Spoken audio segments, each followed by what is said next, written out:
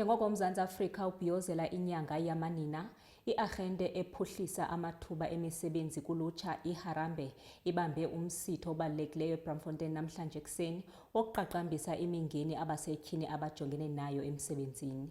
Le ndibano iqokelele ndawonye abasetyhini abasuka kumacandelo ahlukeneyo ukuze baxoxe ngezisombululo kwaye bakhanyisele ngemiqobo neenkqubo ezithintela ukuthatha inxaxheba kwamanina ekukhuliseni uqoqosho lelizwe. Isaqhubeka nokuba inselelo eyokuntuleka kwemisebenzi yeNingizimu Afrika, kanti ukusabela kule nselelo iHarambe Youth Employment Accelerator ibambe umcimbi obalulekile osukwini lanamhlanje wokudingida izinselela abesifazane ababhekana nazo emsebenzini, kanti uTakalani Selamane okhulumela inhlangano ethuthukisa amakhono emisebenzi kwi-NYDA ngamafuphi uhluba indlube ekhasini ngalolu daba.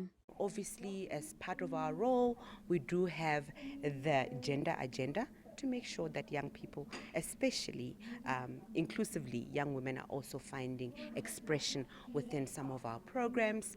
And really we look at all offerings that NYDA has to offer, and that could be in the grants system that we have, the voucher system that we have, the bursaries that we also offer, and the incubation support for NPOs that we also offer. Lo mcimbi ubuhlanganise abesifazane abavele emkhakheni eyahlukahlukene ukuze bahlole izixazululo, bakhanyisele ngezithiyo ezihlelekile ezithiya ukufakwa kwabesifazane abasebasha kwezomnotho ezweni lonke. We have a national minimum wage. What that means, if you're a country that says we're going to enact a national minimum wage, is we're saying it's unacceptable for anyone in this country to earn anything below that. Yet hundreds and thousands of women in this country do, right?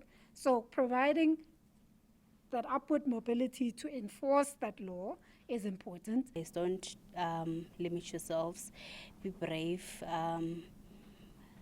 Okunye nokunye kusemandleni akho. Don't let anyone limit you. The sky is the limit, so step out of your own comfort zone and do you. Lo mcimbi ubuhlose ukubhekana nezingqinamba abesifazane abasha ababhekana nazo uma beqala ukusebenza. Izihambeli bezibambe iqhaza ezingxoxweni zokuthola izindlela zokunqoba izinselelo kanye nokugqugquzela ukufukulwa kwabantu besifazane kwezomnotho. Kanti ezindabeni zeSoweto TV, nginguNobuhle wakwaNdlovu ngibika ngiseBraamfontein.